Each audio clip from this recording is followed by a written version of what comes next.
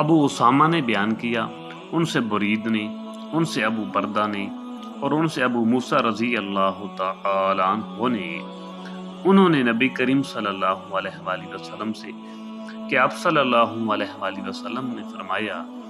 کہ ایک مومن دوسرے مومن کے ساتھ ایک عمارت کے حکم میں ہے کہ ایک کو دوسرے سے قوت پہنچتی ہے، اور آپ نے اپنی ایک ہاتھ کی انگلی کو دوسرے ہاتھ کی انگلیوں کے اندر کیا۔ صحیح بخاری حدیث نمبر 2446۔ عبداللہ بن دینار نے خبر دی اور انہیں عبداللہ بن عمر رضی اللہ تعالی عنہ نے کہ نبی کریم صلی اللہ علیہ وآلہ وسلم نے فرمایا، ظلم قیامت کے دن اندھیرے ہوں گے۔ صحیح بخاری حدیث نمبر 2447۔ زکریا بن اسحاق مکی نے بیان کیا،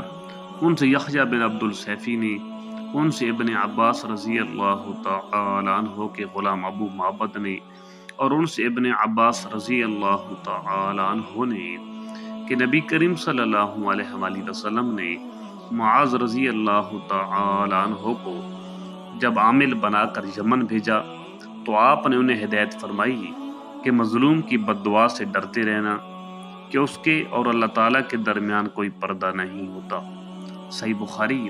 حدیث نمبر 2448۔ ابو ہریرہ رضی اللہ تعالی عنہ نے بیان کیا کہ رسول کریم صلی اللہ علیہ وآلہ وسلم نے فرمایا، اگر کسی شخص کا ظلم کسی دوسری کی عزت پر ہو یا کسی طریقہ سے ظلم کیا ہو تو اسے آج ہی اس دن کے آنے سے پہلے معاف کرا دے جس دن نہ دینار ہوں گے نہ درم، بلکہ اگر اس کا کوئی نیک عمل ہوگا تو اس کے ظلم کے بدلے میں وہی لیا جائے گا،